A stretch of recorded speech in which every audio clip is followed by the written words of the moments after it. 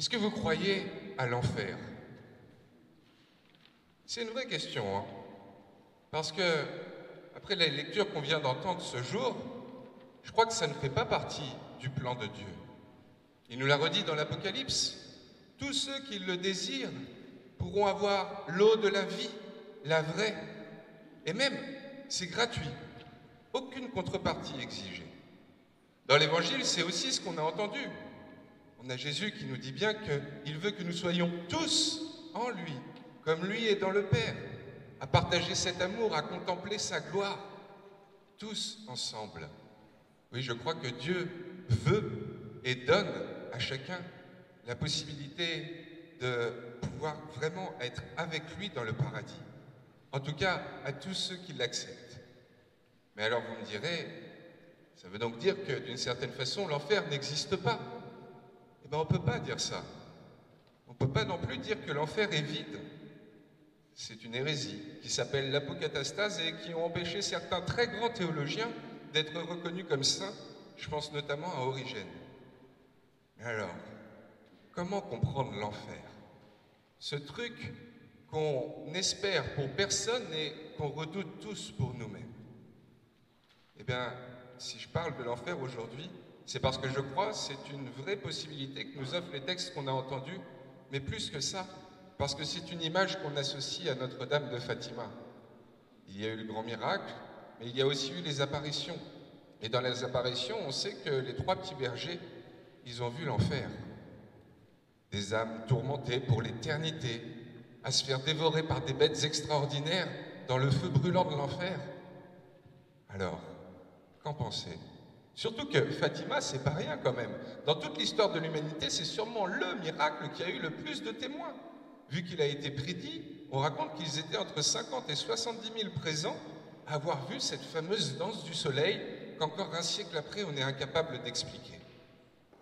Alors, s'il y a eu autant d'athées qui s'y sont rendus, vu que ça avait été prédit, et qui par la suite s'en sont convertis, si c'est un miracle comme ça, unanimement reconnu par le monde entier, on peut donc avoir confiance en nos trois petits bergers et en les apparitions qu'ils ont dit avoir eues.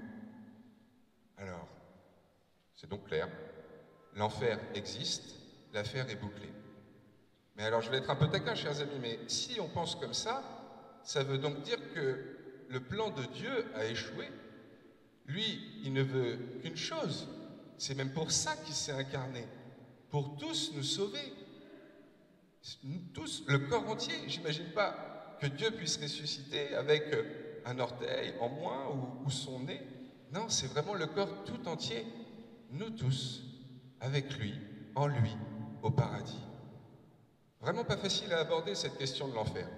Et pour le coup, pour peut-être nous donner des pistes, j'aimerais vous proposer une question.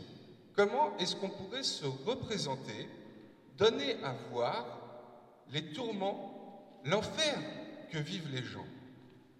Alors peut-être que nous viennent en tête des scènes de torture, de crimes, de viols, mais est-ce ça vraiment l'essentiel de ce que les gens qui subissent ça vivent?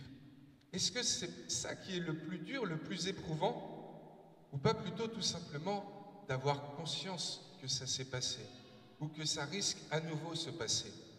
Que ce soit dans les guerres ou dans les vies de femmes battues, je ne sais pas si c'est les bombes et les clous qui est le plus éprouvant. Ça, au fond, ça dure quelques instants. Par contre, il faut être capable de continuer de vivre après, avec la peur, avec l'angoisse, la parano, la dépression. Et quand on est dans un conflit armé, peut-être aussi la migration, la faim. Oui, comment tout ça on réussit à le représenter, à le donner à voir en image, les angoisses, la paranoïa, la faim?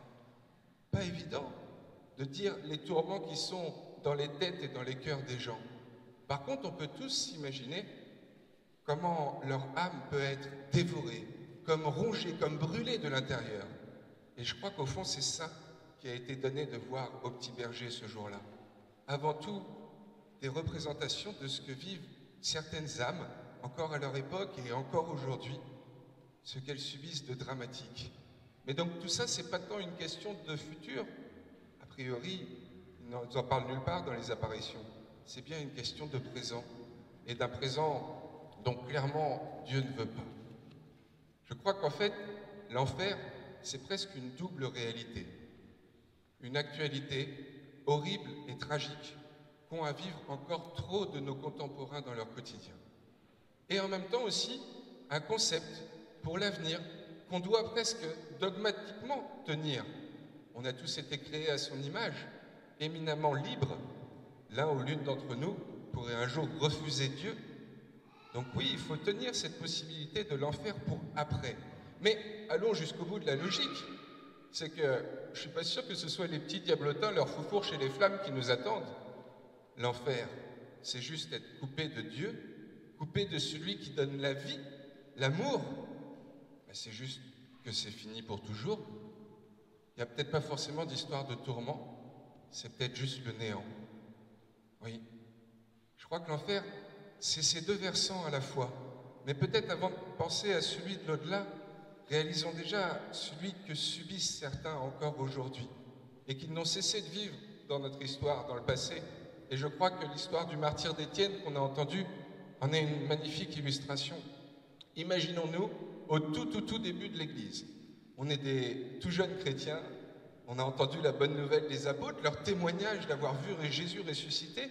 On y croit, on a le feu tout brûlant, et on est ou le meilleur ami d'Étienne, ou bien quelqu'un de sa famille, peut-être même son papa ou sa maman.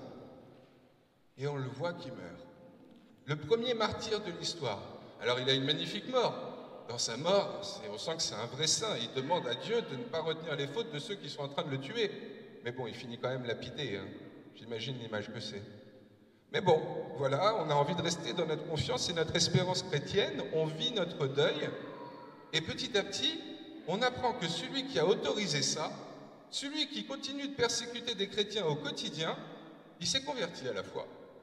Il devient petit à petit le plus grand théologien qui soit. On le reconnaît comme un apôtre et on va même en faire la deuxième colonne de l'Église.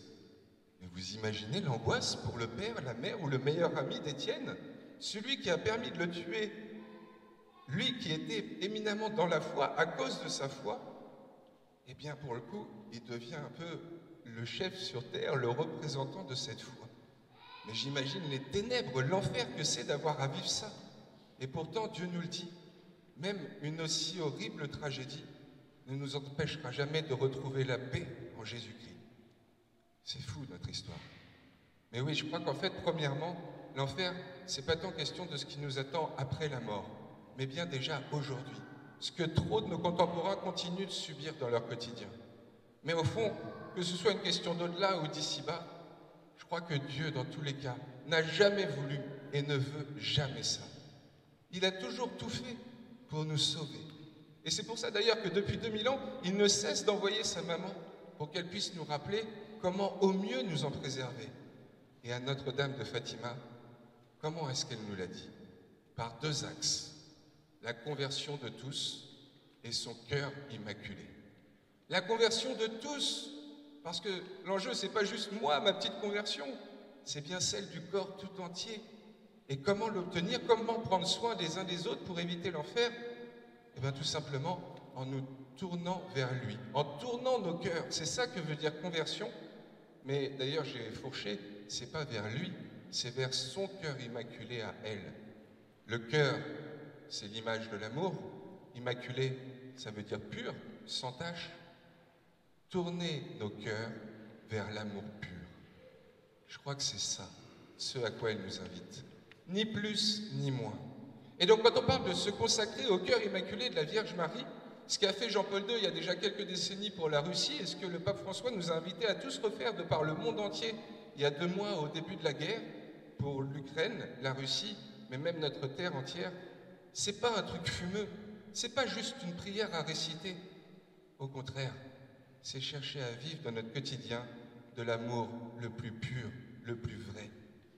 C'est sans cesse se donner les moyens de chercher la paix, malgré les ressentiments, malgré nos blessures peut-être pas encore cicatrisées, oser croire que nous pouvons aimer et à nouveau être aimés malgré tous les malgrés. C'est ça ce à quoi on est invité.